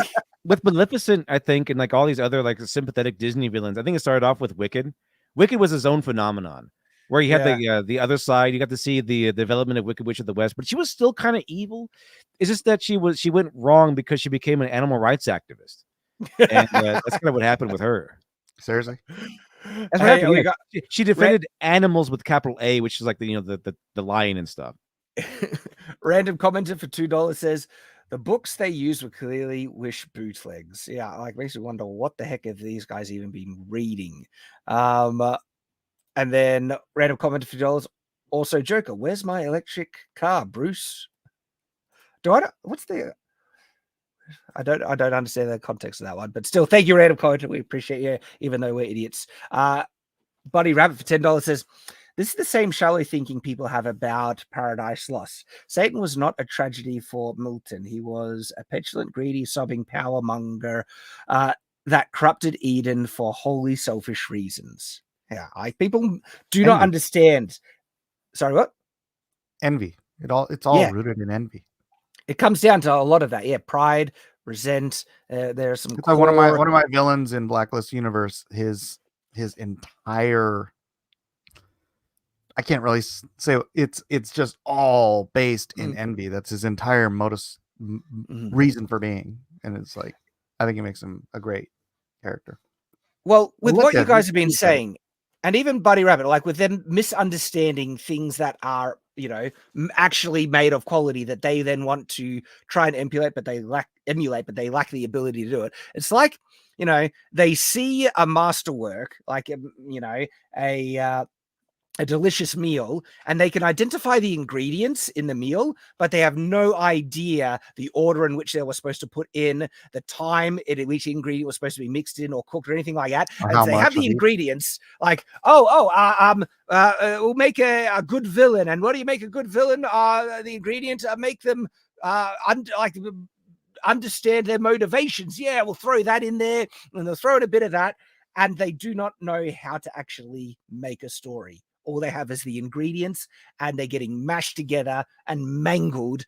And what they are resulting is a just monstrosity that is a mockery of something far greater than what they could ever make. That's kind of where I'm falling with these guys. Now, even though I think these guys are more incompetent than malicious, I think amazingly, I think they actually feel what they're doing is a tribute to Tolkien when it's an insult. But I actually think but I think there are a lot of people around them that are also like, no, you need the right representation. You need the agenda. Orcs, they have to be sympathetic because this is, I'm intuiting this. This is just my opinion. But we know the morality and the DEI agenda of Amazon and all the people around it that are being hired and they're activists and stuff like that. And I think they have, consultancy groups that are going on board as like, well, the orcs, it's problematic if they're depicted with darker skin. Did you see how the orcs in season 1 were all conspicuously very pale and had pointed kind of hats in some points and stuff like that? You didn't like, there are images like, why? That's the question I would have. It's like, why did you make that change? Orcs are always shown to have grubby kind of grayish dark skin, right? Why did they specifically change them to, and I get the impression that there are a lot of activists that are orbiting the production of this show that are influencing it outside of just the showrunners as well. It doesn't make any sense with this, how they're portrayed this season. Well, they got called out on it, and so now they're trying. But now they're completely flipping the script. Yeah, right. I think that's so funny. They haven't learned any of the important lessons from season 1 and the criticisms. Buddy Rabbit for $20 says that's exactly what the fallen angels did in Paradise Lost in creating pandemonium as a high court of hell. The irony Milton is conveying is lost. They built a gold-encrusted castle in a place of destruction and refuse. Right? You can see the parallels there. And so they have just bastardized Lord of the Rings at this point. And it's not Lord of the Rings. Reject it. This is a skin suit wearing piece of crap. And as to how well it's going, we will see. Unironically, I have come across some people that, like it. Yet Grum shared this is like Rings of Power has officially lost half its audience from season 1. And Nerdrotic even added more context. They added a day, so it's actually worse. So this, 900,000 views, right, had an extra day to accrue those amount of views, where in a day less, and I think it was only 2 episodes, Dayless. Season 1. What was that, Dev? Did you say dayless? No, they have a day less. I see what you did there. But yeah, so out of the gate doesn't seem to be going too well for Amazon. And I am interested to see how far this will go. If it's going to drop off even further. What are you guys? Have you seen a lot of enthusiasm or interest around Rings of Power season 2? Not organically. I've seen people I think pretend to be excited about it, the same way they pretend to be excited about Acolyte and Last Jedi and stuff, because it makes us angry or something, but not really any organic love for the show. I haven't seen any at all that I can think of. Yeah, I only really see things on Twitter, but because of the people I follow, it's just people laughing at it and stuff. But it does feel like less interest generally than season 1 with compared to season 2. And so we'll get to see how well it goes in the future. But there are people still try to say, leave, why are you watching something that you hate? If you hate Rings of Power, why are you watching it? Right. And I always find that kind of interesting now when people say that, because they don't see the inherent hypocrisy. So have you seen stuff like this floating on Twitter? Have you you think it's cool to hate things? It's not. It's boring. So talk about what you love and keep quiet about what you don't. This person is literally talking about something that they don't like, right? They don't like people not liking the things that they like, and they're talking about something that they don't like. Why are they? So they're literally doing the exact same thing, talking about things that they don't. I responded to this. I responded to this one. I got blocked because it said, "Oh, there it is." This meme thinks it's clever. It's not. It's stupid. Yes. Right? What these people don't understand is if nobody who hated this stuff was talking about it, then nobody would be talking about it at all. Almost, right? And so it's so dumb when they think they literally talking about something they hate, and but they don't realize it. It's just you guys don't seem to be the smartest of people. But also, there's a reason why we talk about things that we hate. And in actual fact, Critical Drinker kind of ducked on and says, nah, F off with that. If something sucks and there's nothing wrong, then there's nothing wrong with saying so. Otherwise, studios would just make more crap. Yeah. It's trying to say, leave the crap alone. Let people make complete trash, especially about great properties that we love, that we've been fans of for years. Let them make dog crap of it and just leave it alone. Just ignore it. This is like them basically saying, let us continue to make vile slop. And I actually think some of this slop is unironically evil, like this piece of crap, you know? Yeah, how did that get Dustborne. funded? Because I was just sitting here thinking, like, the Lord of the Rings stuff, obviously you're going to get funded because it's Lord of the Rings stuff, right? So you can get your hundreds of millions of dollars it's going to cost you to produce this crap. But, like, how did Dustborne, besides the money that it got from, that's not enough to make a game. It costs tens of millions of dollars. I mean, at least, to make a game like that.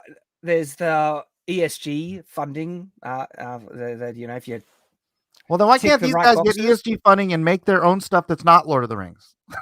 No, Lord of the Rings. So Rings of Power is a vanity project by Jeff Bezos, basically.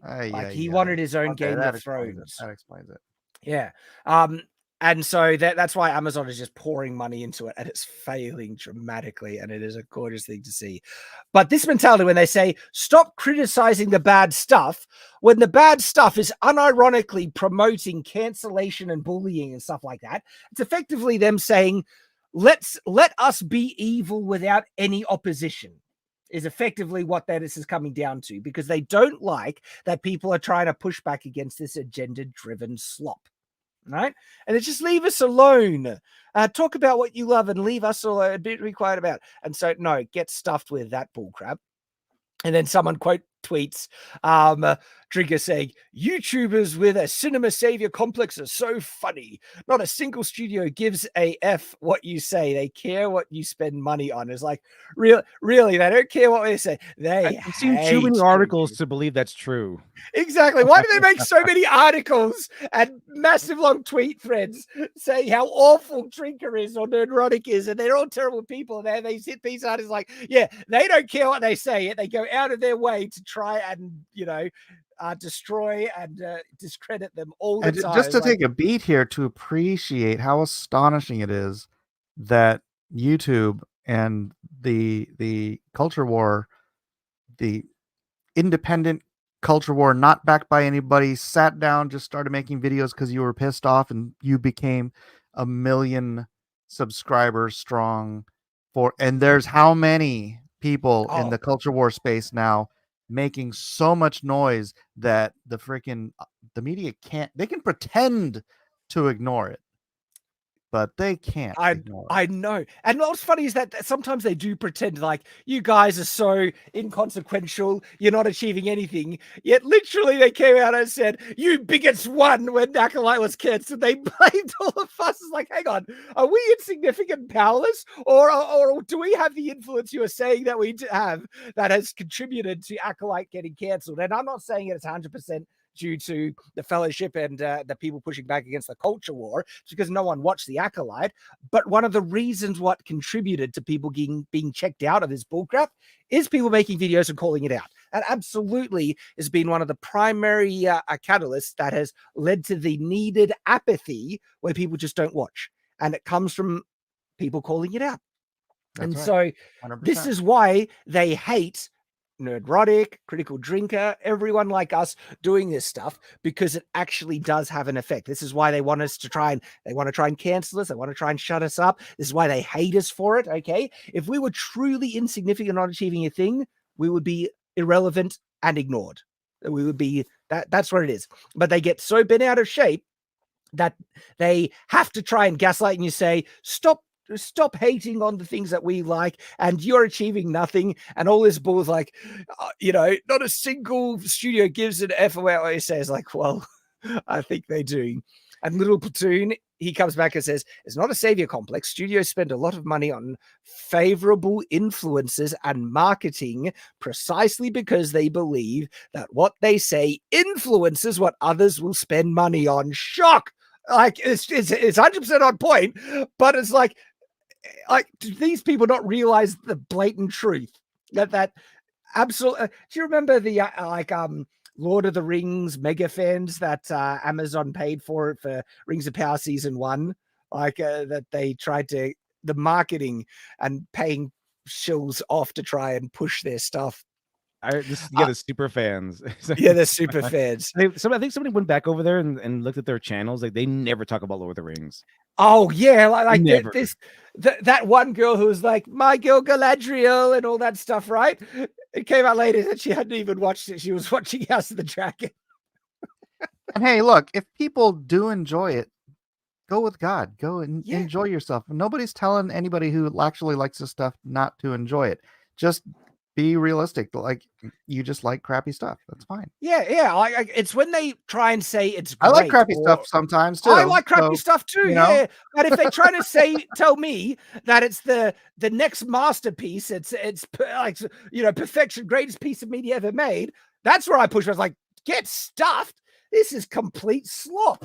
You can like slop, but don't tell me it's good. Don't gaslight me. And because Disney are doing this all the time with Star Wars, everything like that. They are serving up crap on a plate and are expecting you to gobble it up. Yeah, this entire show is Game of Thrones season 8. I don't even understand. Yeah, right.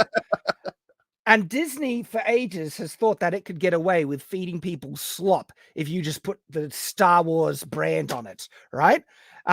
And no, now they're realizing because they think their audience is stupid. They think their audience is young kids and they're dumb enough to just watch everything. And I hate to tell you, but parents don't let their kid. Not all parents are going to just sit there and say, okay, watch whatever stupid crap Disney shoves down your throat. Mm-hmm. Buddy Rabbit for $20 says, nerds being hyper fixated over pop culture is categorical of being a nerd, 100%. It's so silly that these people would try to gatekeep the audience that made that IP popular in the first place just because they own a Grogu doll. Yeah, it is very much the Wednesday at the comic shop. I think I said it last week. In Wednesday in the comic shop, you come in, you talk about the freaking what's good, what's bad, and it's more fun to complain about the stuff that sucks, right? And then like you get the recommendations for the stuff that's good. It's not like Friday Night Tights is constantly bashing on everything when something's good.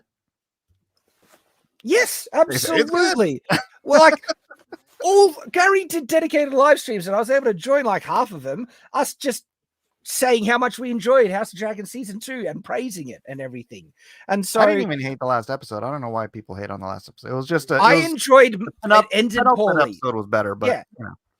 That's what I said in my review. It ended poorly, but I still enjoyed it overall. I think the last scene was, but I still enjoyed it. I thought it was a terrible last season episode. It would have been, but I still enjoyed it. It just would have made it better if it was like, the second last episode or something like that, because the cliffhanger really kicked you. But yeah, absolutely. Right. And it's so funny that they think that you guys are irrelevant, but then you're ruining it, how dare you.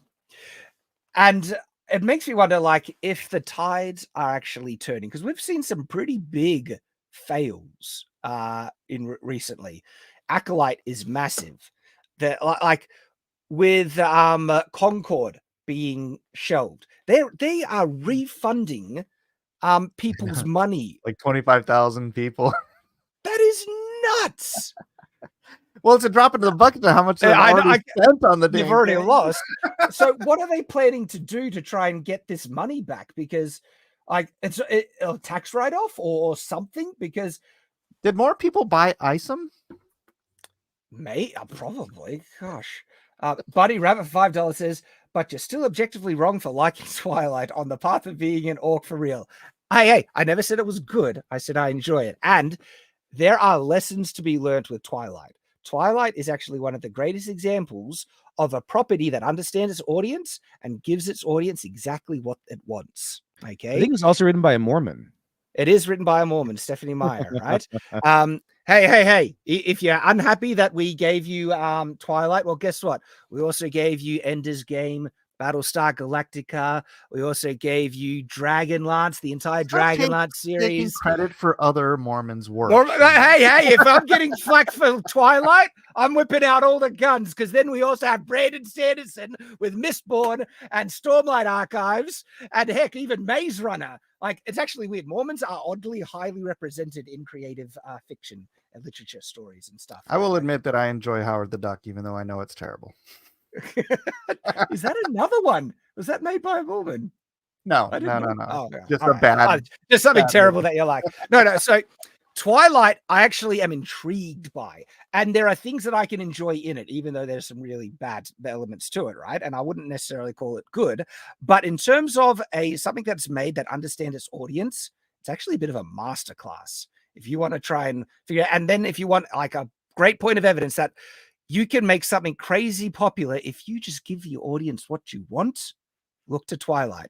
It is a very interesting thing to contemplate. And so even though Twilight gets a lot of crap, I actually think it deserves a bit more credit than people realize for what it achieved. Well, that's kind of a strange thing, because there's an audience for everything, right? Yes. It's just how much are you targeting? There is an audience for this kind of skewed worldview version of Tolkien, but it's like, that's not the audience you should be targeting with Tolkien. Yep. And look at this comment here. Say what you want about Twilight, but Stephanie Meyer handled all the online insults issued against her, even by people profiting off her like a pro. She never once whined about how mean people were. You know? Or how racist and bigoted and Nazis everyone was. Absolutely. And so Concord, again, like, is Sony just going to eat this loss? Are they just going to have to cop it? Like 200 million in the crap, or maybe they'll get a tax write-off or something. Yeah. But still, you would have to think they would have to learn from this mistake. Like, if I was at Sony, I'll be like, fire every consultancy group that had any connection to this dumpster fire. Like, surely I think they bought a studio to make this game. crap. And that's the funniest thing, is that the game itself, like the mechanics, the overall 3D, the skill set in the game, it's, as good or as anything else out there. It is literally AAA. It's just the design and the concepts and the characters and the writing that made it such. And then charging $40 for a game that every competitor is free. That's. It also seems like it's just a really generic. Generic is too kind of word, dude. I've seen generic soup cans that look better than the freaking character designs on this game. Right, like that, because nothing that sets it apart or unique apart from how bad it looks. And the fact that they could only get 2,300 people to play the free beta. I mean, and then they lost people from that. Right. Yeah. Can you buy a clue before you launch this thing? Nobody wants to play it for free. Right. So this is such a massive L for people who love their diverse games. And it's so funny. Like, there's the comments of these activists that are involved in things like this. So there was the drag queen actor that was in Doctor Who said, for every one of the bigot viewers we lose, we'll gain 2 more who loves diversity. That didn't work. And then that didn't work, did it? That bombed insanely so. And like, there are multiple statements like that where they're like, we don't need you. If you don't like it, don't watch it. We'll have all our fans that love the diversity will support us. And it's like, how is that going for you? Because Concord is just being nuked from orbit. It's dead. It is dead. Acolyte has been cancelled, and there are. I just really want to see somebody do a real investigation into where all the money for Concord went. $150 to $200 million over 8 years. I mean, over that time period, and as soon as you have like wages, I could see that it gets sucked up a lot. Like, yeah, but that game should not have taken 8 freaking years. Well, there's that as well. There's a lot of incompetency and bloat in, unfortunately, like if it's not focused and you don't have a clear vision of where it's going ahead, so much waste in game development. It took 8 years, and it carried the politics with it from 8 years ago. Yeah, unfortunately. Well, that's like games have a pretty long turnaround. And so Grums has actually been saying, like, we're pushing back against this woke stuff. But the thing is, though, there are still games that are currently in development that have been wholly just co-opted by activists, right? That are full DEI. And so to cycle this through, to actually get through the crap, there's still probably another 5 to 6 years, right, of woke crap. Because if they're learning it now, or even like, in this year, Gamergate 2 was this big pushback against it, where some people kind of waking up. It'll take a while to cycle through. I used to work in games, and I know one thing about games is most games don't ship. So those games that are in the queue that are going to just come out, that's why I said this game should never have shipped. It should have never have gotten past beta. They spent $150 million on it. They should have scrapped whatever they could to make it playable and interesting and fun, and this never should have launched. Mm-hmm. I mean, most games don't, so they had no excuse to actually launch this unless. But sunken cost, I get, because they lost so much money. Yeah, right. Well, they're not. Buddy Rabbit help themselves selling it because now they have to refund it. Yeah, right. Buddy Rabbit for $10 says, why would you want me to go away when I'm a potential free advertising for your product when I jumped on for all these other reasons? It's out of touch, self-inflicted bloodletting. Is that in reference to the pushback, telling people to, if you don't like it, don't watch it, kind of thing, where they're saying they're really, really testing the idiom that no press is bad press. I think that's been proven wrong these days. Yeah, right. Mm-hmm. That used to be a truth. Yep. These days it's like, bruh, no. Yeah, it has not worked out for a lot of people. Like the Streisand effect is the new true kind of thing that if you try and suppress something, that's just gonna catapult it, and you'll get far more attention than is beneficial for your woke agenda. Basically, it's coming off in a time of waking up, because now with all these big failures, because we did mention the big ones, but also Dustborne has been a massive fail, and Suicide Squad killed the Justice League. We've had big cinematic failures like the Marvels were just bombed completely. And so it makes you wonder if do you think things might be turning around? Like we have our friend here, Yellow Flash, saying 2024 will go down as the year woke died.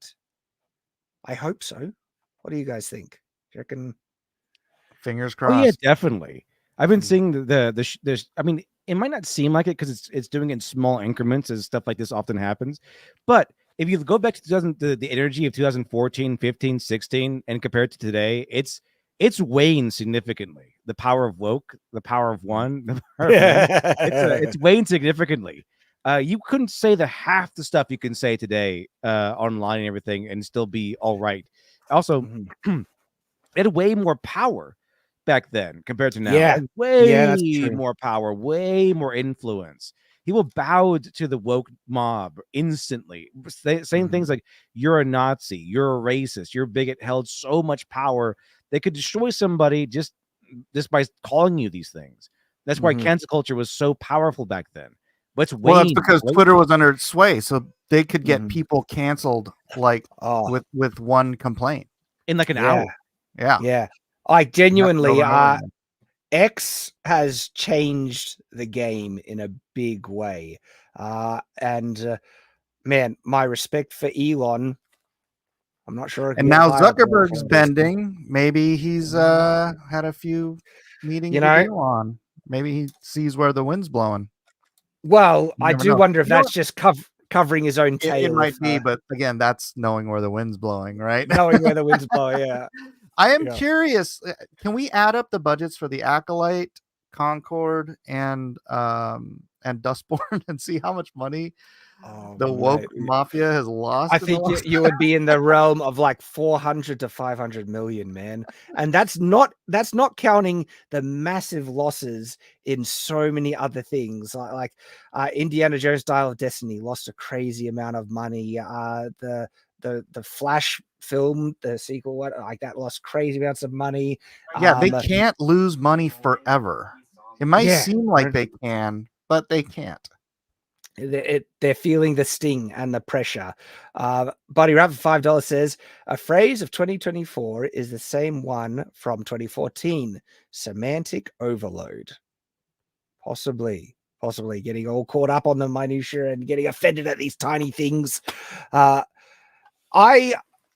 I feel like, yeah, absolutely, I agree. And Lit Dev is on point with saying there's so much has changed. Yet at the same time, I don't think like the unhinged activists have changed. Like I think a lot of people that were kind of getting manipulated towards that end, a lot of them have woken up, but the full-blown activists that are all on board with the message, right?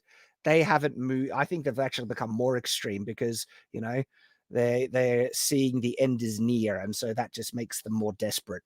And the great part about that is they're pushing the normies away from them and into the center, where previously, I mean, Tim Pool's a conservative now. I mean, by modern measurements, Tim Pool is a conservative. I'm saying, right? It's not but there's a lot of people like the modern. I know. The Venn Joe diagram, Rogan, even Elon Musk, I wouldn't consider actual conservatives. It's just the left have gone so insane. That, even if Bill Maher didn't have severe Trump derangement syndrome, which makes me think he was just on Epstein's island. That's what he's afraid of. But that he is so pushing against the left in general so much that they probably think he's a conservative now, and that guy's a loony lefty. He's just not as loony as these freaking people. They're getting crazier by the day. But gentlemen, we will start to wrap up now. It has been a wild week and lots of things to talk about. And of course, I will be checking out Rings of Power episode 4. I'll do a live stream review of that. And I also think I'm going to try and check out Beetlejuice is coming out tomorrow for me. So that's on the list. But Mike, what you got on for this week? You're trying to put my link in the thing. Hold on. Oh yeah. Drop that. Absolutely. So I'll be making. I'm gonna try to make some more of these character redesign videos. And honestly, because Concord's dead now, I don't think I want to do any more of those. So if you guys have characters you'd like to see redesigned, jump over to my channel, subscribe, and say in the most recent video. Just go down there and watch the video first if you want to, and then leave a comment. What character would you like to see redesigned? And I'll pick something that looks fun and take a whack at it. So you can subscribe there. You can subscribe to Lit Dev. I put the link in there too. I reckon you would trigger so many people if you did some of the ones from the Acolyte, but made them actually attractive. I reckon that could end up triggering. How dare you? That leans into this whole war on beauty thing, man. It's like, I can't believe video games. It's like dumb, roughing up women so that it's like why do you bother hiring a beautiful actress if you're gonna frump her up to the nine? They go out of their way to make them look more ugly. I don't. It's bonkers. But hey, Lit Dev, what you up to this week? If you're back, he did say he was. I'm back. Don't worry. I'm back. I'm just working on some videos and stuff like that. I stream almost every day in the morning nonsense during the week. If anyone wants to join in, we go over some, the day's nonsense. Sometimes we go over writing stuff, the downfall of the Disney spirit, things like that. And that's usually where it goes.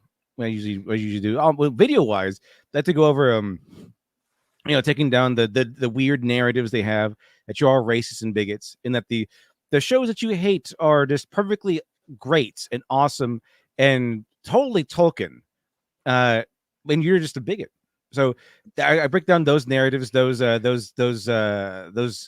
allegations, and prove to you that these things are actually bad stories and with bad characterization, led by this insufferable Mary Sue's, typically. Oh, yeah.